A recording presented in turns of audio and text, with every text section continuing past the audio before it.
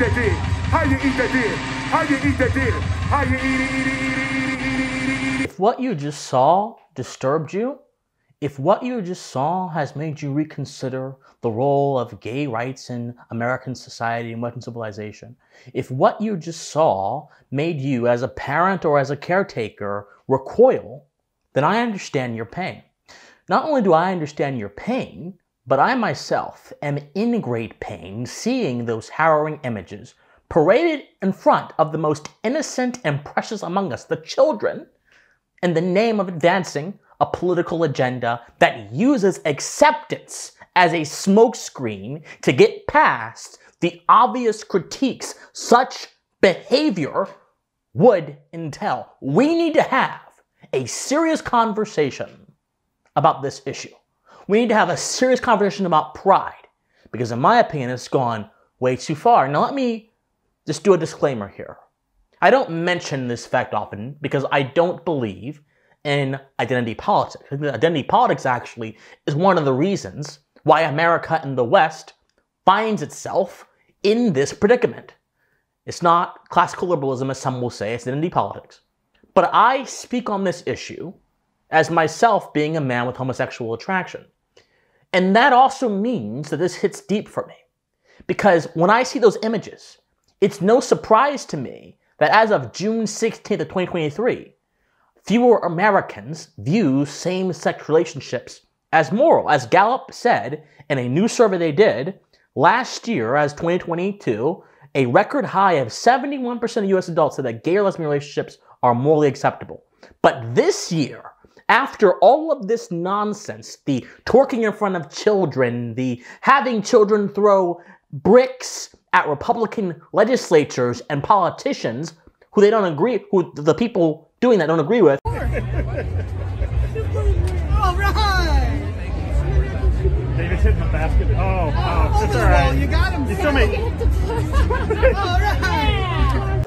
The having drag queens have prosthetic breasts in the face of kids. After all of that, only 64% of Americans view same-sex relationships as morally acceptable. What am I supposed to do? What am I supposed to do as someone who one day wants to have a partner, who wants to have a family, who wants to settle down and have a normal life? And yes, I used the word normal. There is normalcy and there is abnormal. And guess what? Normalcy exists for a reason. If the norm is long-standing and it has been proven to give way to human flourishing, that norm should be preferred in every single case. I don't care if your own personal feelings say that you want to live a certain way and that way should be accepted by all. That's not how it works. That's not how reality works.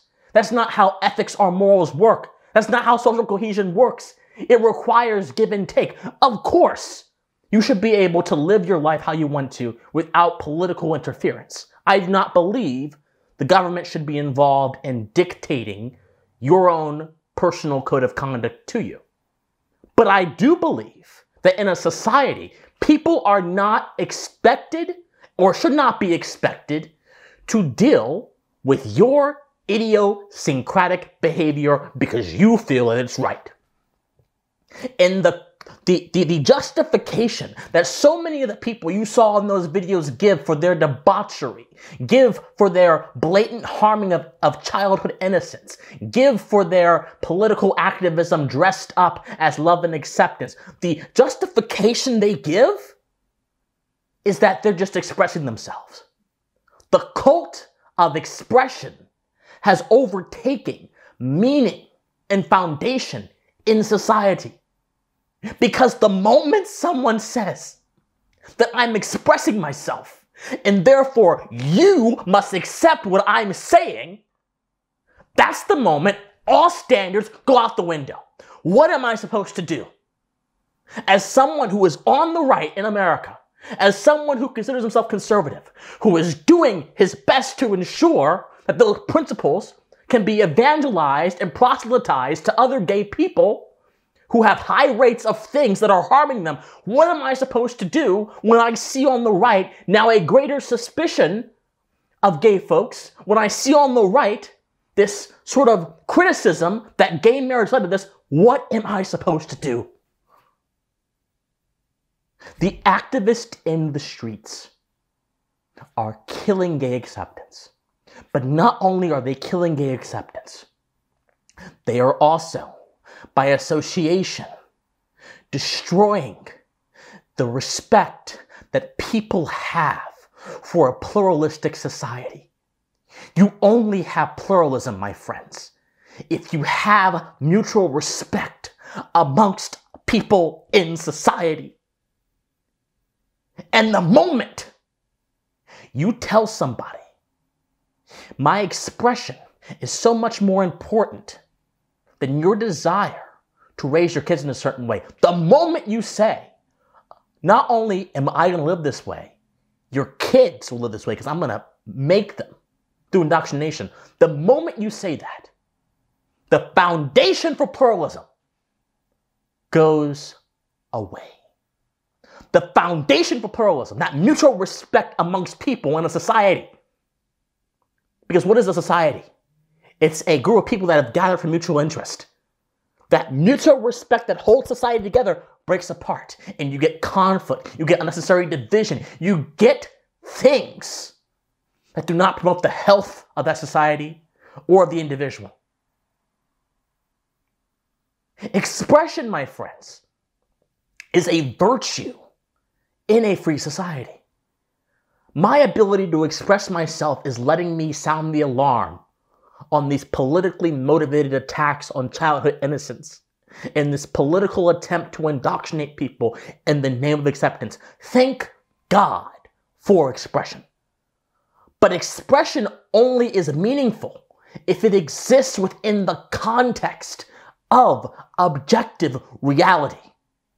And the people on the streets being exhibitionists in these pride parades do not care about objective reality. The people in the schools saying that children should be able to be transgender when children do not have the moral agency to make such a choice, they do not believe in objective reality. The people in the streets who decide that they should be able to show whatever they want to show, whenever they want to do it, and if you don't like it, you're a bigot, they do not believe in objective reality. The corporate media and corporate America, which have worked lockstep, hand in hand to promote a political agenda by use of sexuality, they do not believe in objective reality. They believe in gaining power by using social signaling that some people like and others don't like to cause division, divide and conquer, then come in and take control. That's what they believe in. And gay men, even some transgender people who call this out. I'm looking at you, Blaire White. All of them are swept under the rug, implicated and indicted by what we've seen. And not justly, by the way. I am not accountable for the sins of those who have the same sexuality as me. I am not accountable for the sins of those who have the same predilection as me. Justice is a concept which involves the content of the actions between two or more people on an individual level. Justice is not a group action. It's not an abstract idea. And the problem with the left is that they have made justice an abstract idea, and they have then therefore established justice on collectivist grounds. Well, guess what? Justice is not that. It's not social. It's universal. What am I supposed to do? What am I supposed to do? I'm tired. I'm very tired. I'm tired of getting in front of this camera and screaming into the void about the lack of respect and proper etiquette people have towards matters of sexuality in society. I'm tired of trying to tell even other gay conservatives that it's okay to be modest, it's okay to have continence with your sexual desires, and that you cannot complain about people going out in the streets showing their boobs off if you're on Twitter sharing pictures of people butt naked and then calling yourself a conservative. I'm trying to tell This culture is being poisoned, it's being ravaged by a poison that affects even those, in some cases, that claim to oppose it.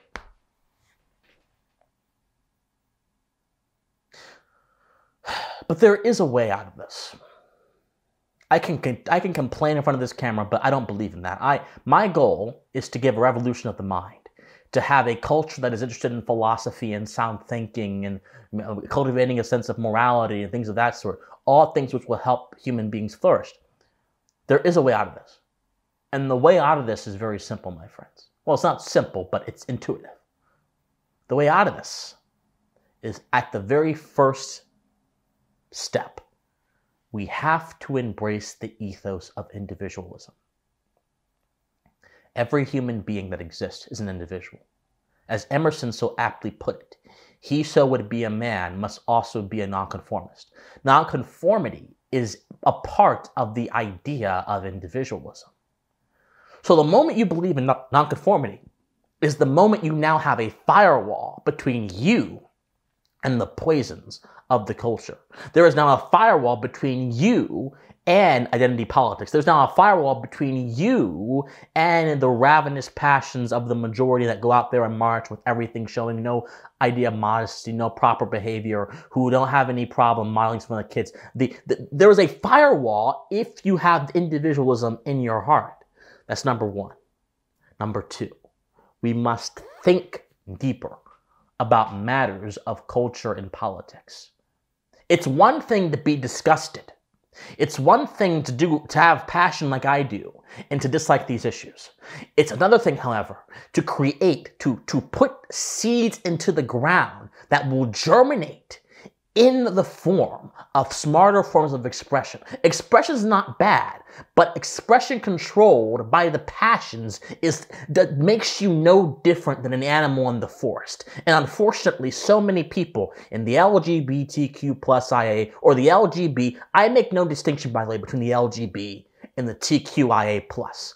They're both collectivist acronyms which refer to people who think that their sexual desires, their desire to go sleep with a man or sleep with a woman, I could be more crude if I wanted to, but I won't, has anything to say about their character. I reject both labels. Stop using them. Stop telling me that the LGB is better than the TQ+. They're all two sides of the same fucking coin. Don't tell me they're different. They're not different. Tell me they're different. It's not different. It's the same thing. It's the same seed that has created this tree that is strangling our culture.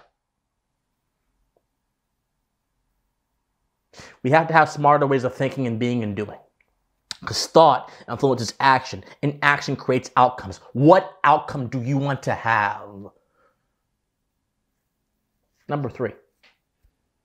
As part of this revolution of the mind, and I'm close on this, gay individuals need to reach out to the faith-based community. There are many people of faith who have gay children, sons and daughters, who may personally disagree, but have wanted to be supportive and love their kids. And all of you of faith who are like that, God bless you. We may disagree on theology or even on the nature of whatever, but God bless you for loving your kids and not disowning them. God bless you for that. But those are the people that are most affected by what we're seeing. We have to reach out to those people.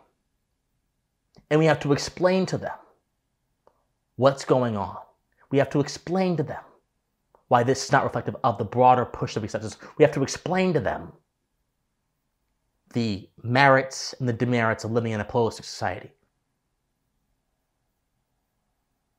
And finally, we must assert the sanctity of childhood innocence.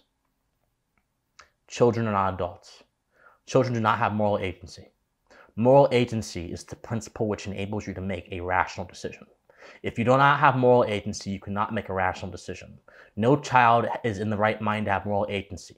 Therefore, no child can determine if they are born in the wrong body or they want to change their gender or their sex or whatever. They cannot do that if you follow the syllogism I just laid out to you. Hence, childhood innocence is important because we do know what happens if childhood innocence is not preserved. We know what happens very easily.